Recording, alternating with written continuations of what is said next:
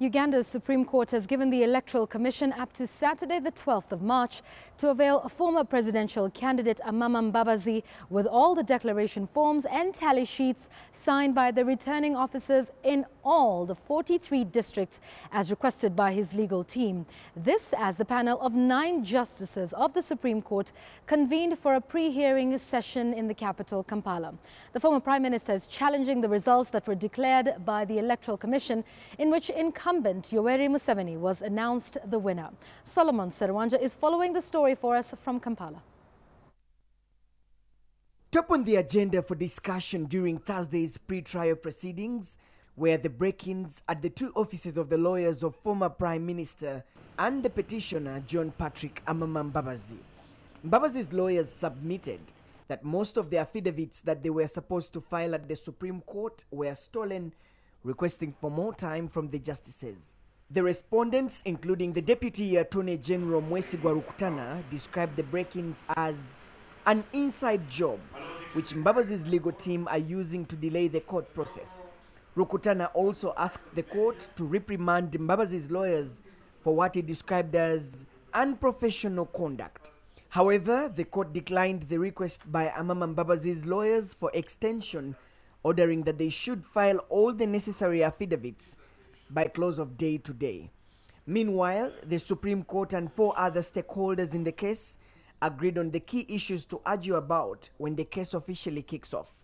The highlight of the day was, however, the push by Amama Mbabazi's legal team for court to compel the Electoral Commission to produce the declaration forms signed by the registrars at the different districts in order to compare the results with what they declared. Even though the Electoral Commission lawyers had requested that they should consult with their client, court ordered that they must avail all the declaration forms to Mbabazi's team by 2 p.m. on Saturday, the 12th of March.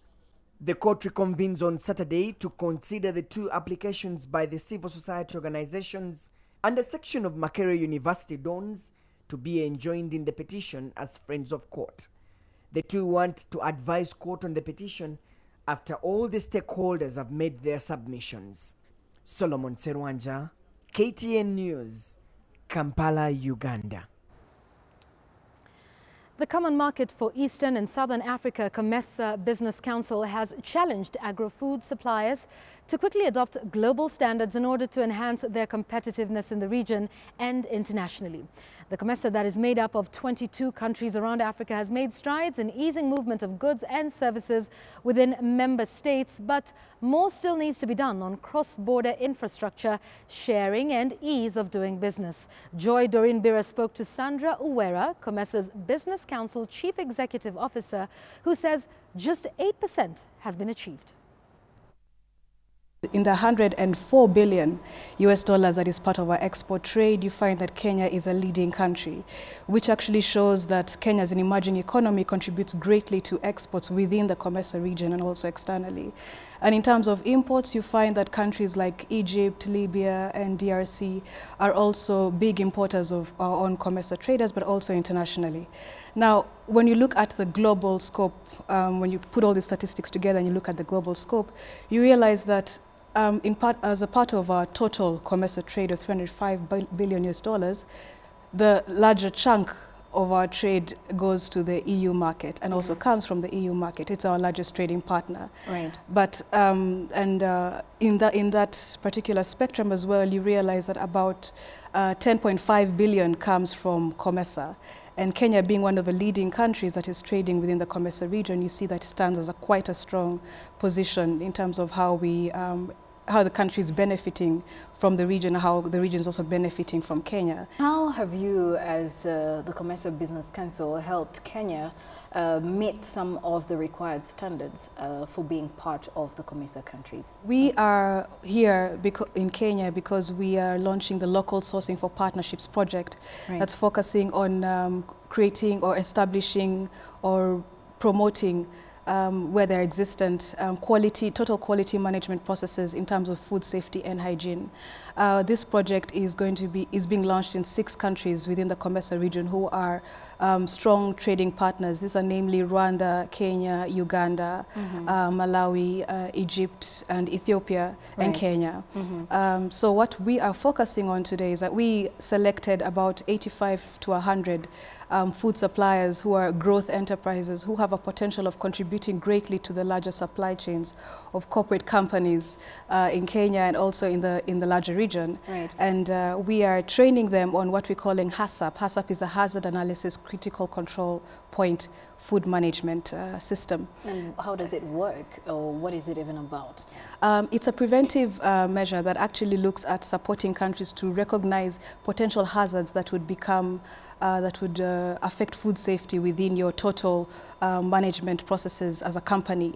And so in this light, when you're HACCP certified, you're able to work hand in hand and closely with corporate companies that have very strict purchasing requirements, standard requirements that will allow them to actually establish a sustainable working relationship with you as a supplier. So that is how this particular system works. Is there any correlation between infrastructure and the targets for Kenya as being part of the COMESA? Yes, quite a bit, in fact. I'm sure you're well aware of the efforts that has been made within the tripartite arrangement between Rwanda, Kenya, and Uganda to create a more efficient trade and transit corridor between the northern and north-south corridor. And this has played a very key role because the highest cost to doing business for any company is actually in trade and transport logistics.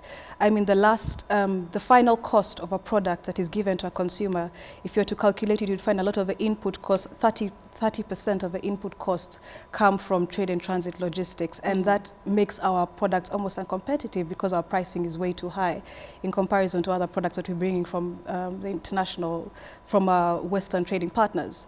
And it is based on this fact that governments have actually come together and working very closely with the private sector to create more efficient trade and transit logistics systems to reduce to reduce axle loads across the border, to reduce the roadblocks, to also create a more efficient port management system that can work 24 hours.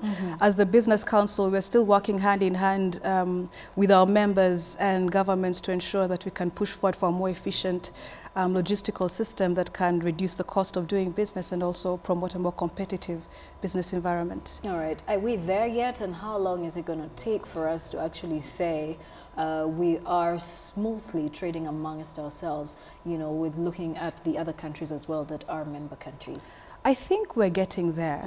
I like to always say that we have now reached 7% in terms of intra-COMESA trade.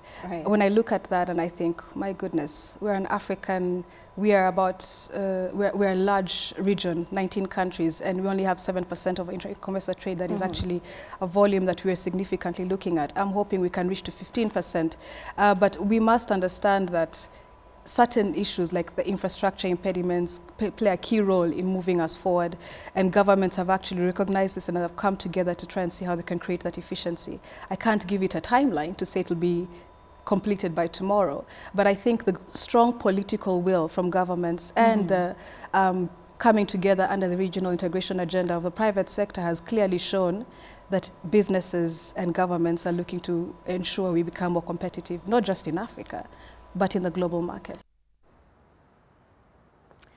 And that indeed forms the basis of our final thoughts tonight on The Bottom Line. We want to talk trade, intra-Africa trade for that matter. Now, the need to enhance trade among African countries led to the formation of the EAC, COMESA, SADC tripartite free trade agreement, as well as to the proposed 2017 Continental Free Trade Area between Cairo and Cape Town.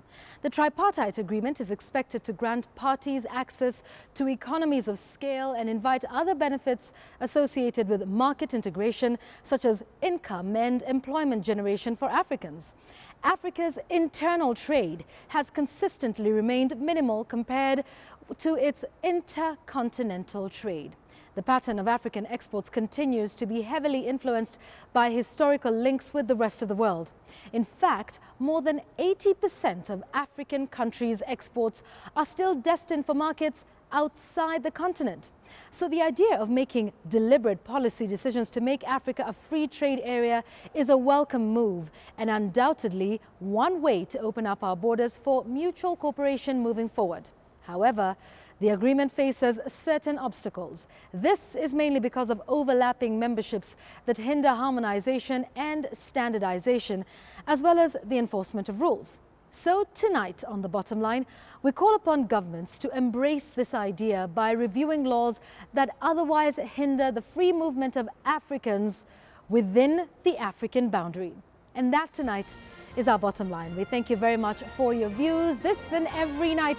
Right here on the show, the hashtag remains BottomLineEA at KTN News, at Yvonne Okwara. You can also check out more details on my Facebook page, Yvonne Okwara. We shall see you again next week, hopefully. Good night, East Africa. I'm Yvonne Okwara Matole.